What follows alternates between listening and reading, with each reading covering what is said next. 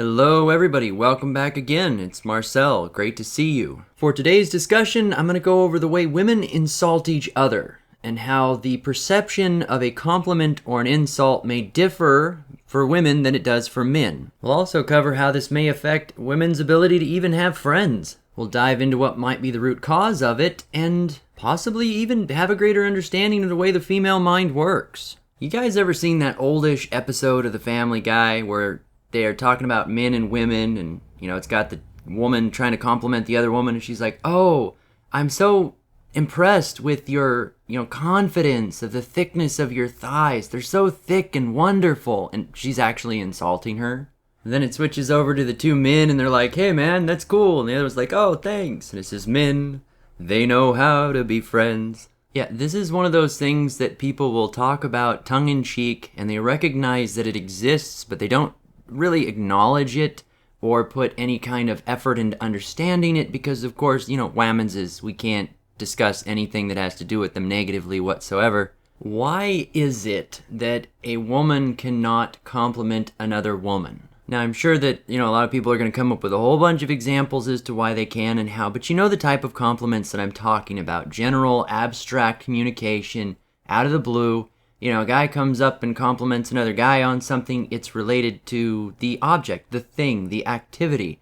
Like, "Hey man, you did a good job on that report," or, "Great great throw on that game," or whatever. But the concept of a backhanded compliment is typically not used when it comes to men, with the exception of circumstances with, kind of obvious sarcasm, right? Come to think of it, it's a good possibility that a big part of the PUA community is just teaching men how to speak to women like women in order to get more predictable responses from them or shuffle up the narrative to where they're not on their toes with what to expect.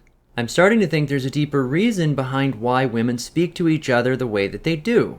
That when a woman goes up and compliments another woman, she is actually insulting her based through the compliment. And I see that so commonly when it comes to females interacting that it's starting to make me think that that's part of the reason why women can't handle or don't appreciate certain kinds of compliments from men. Have you noticed that there are certain women out there, if you compliment them, they're insulted and they take it really poorly. They may even get frustrated or start to freak out. It's false accusals all around. It just depends on the level of crazy in the woman, I suppose.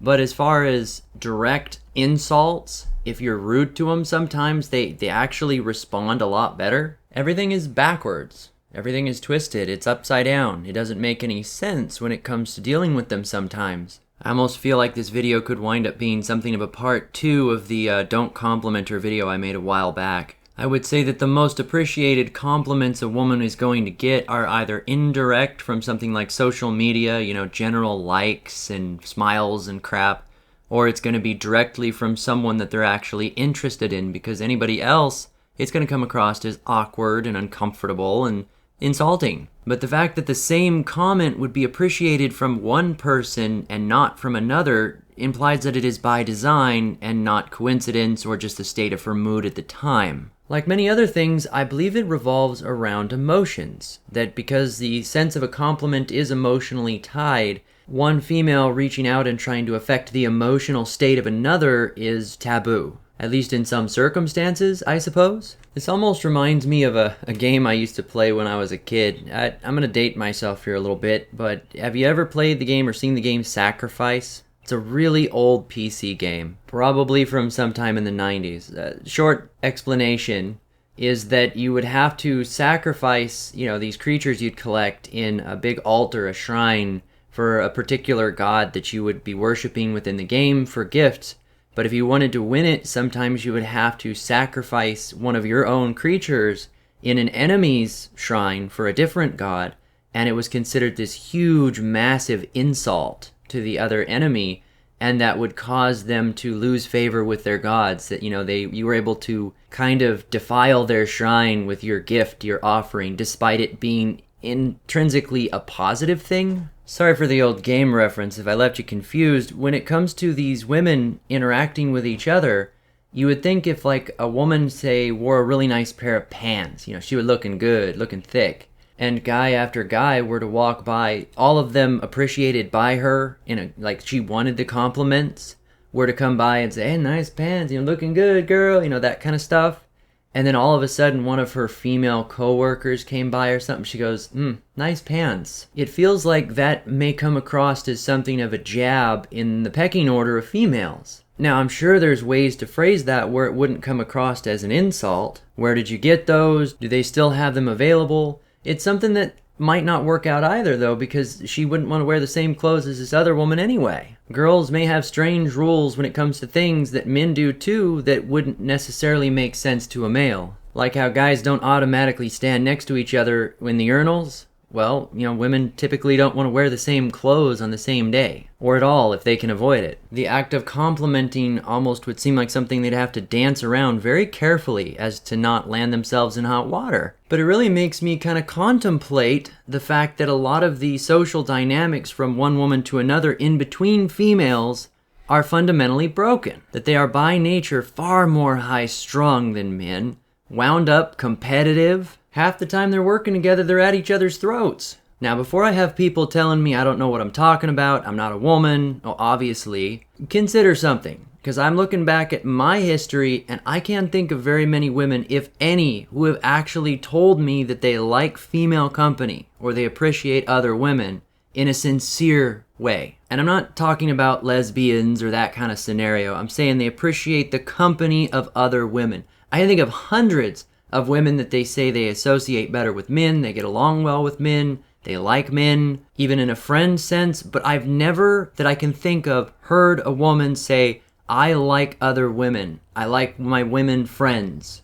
I can't think of it ever happening. Now maybe that's just me, maybe you've all had different experiences communicating with females or with other females, but I really think it's pretty rare. Now, there's a couple of reasons why that could be happening. It may be because, a man can focus on an external thing and relate to that thing as like a project or an object or something they can work with.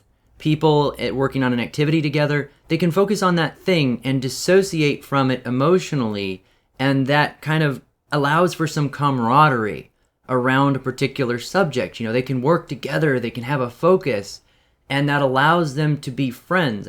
I think that a lot of my friends in the past that lasted the longest and I got along with the best were people that I had traits in common with, that we were all working on a project together. In the long term, we had similar interests. And virtually none of that was emotionally driven. We may have had a cause, but having a motivational purpose for something is different than having emotions about it. It may be possible that women using their little feelers to get around are bumping into each other and causing problems because of the way they view the world and every situation that they're in. Here's kind of an odd question. Is it even possible for more than one woman to feel happy in a closed environment? Now, before you dismiss it as like, oh, of course, Marcel, that's a silly question. But really think about it, though. When they start interacting together, when there's a hierarchy of, social class built within a classroom or an environment at work or something like that, can all of the women there working together be happy at the same time? They can't all be the center of attention. How does the pecking order between them when they interact cause others to feel less or lower than the one on top? At what point does the emotional instability of one bleed over into the rest of the group and destabilize the entire environment? What does a woman feel when she looks over at another woman who is happy?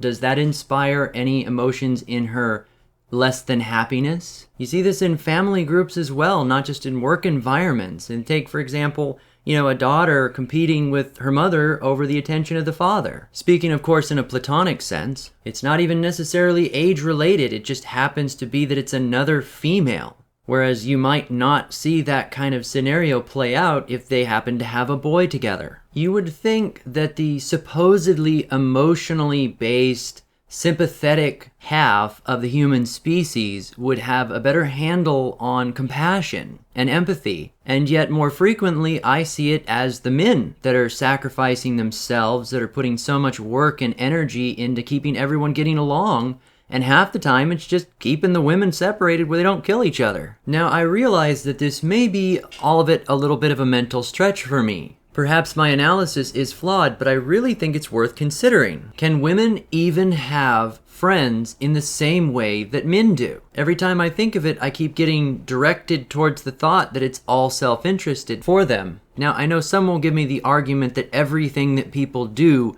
is ultimately self-interested, that humans are all by nature selfish creatures and there's no way around that, and that's a fair argument. What I'm claiming here is that by the definition of friends in the context that I'm using it, men can work together around a central concept without having it be affected by their emotional state, can enjoy each other's company and not have the success or failure of another man directly influence their capabilities or their hierarchy within the group. Now, naturally, there is a bit of competition that goes on, but how much of that revolves solely around women? Meaning gaining the attention of women or something along that lines. I would argue that that's usually the detriment of a friendship when a woman gets injected into the group, as opposed to the friendship itself revolving around the woman being there, which ultimately reinforces my original claim that women can't have friends, at least not to any great level or to the same level that a male will have them. The perception of what a friend is inherently different between the genders. But is it really that much of a claim even? So much is different between the genders. The way love is appreciated, the way romance is handled, and even the roles that are taken when it comes to supporting each other or supporting a family, it's all different. So, is it really that big of a deal to claim that friends are as well? Perhaps not. Let me know down below, what do you think? Am I onto something here? Perhaps a question to the women that are out there listening. Your best friend, the one that you really spend a lot of your time with. Consider why. Why is she your best friend, assuming it's a woman? Obviously, don't type anything that's going to get you in trouble, but I'm curious. What is it that makes her your best friend? What is the friendship founded on? Because I would suspect that your answers may differ greatly from that of a male's. Of course, you're most likely to answer the most socially appropriate thing as opposed to what you thought about, but you thought about it for a second, even if you're not going to say it.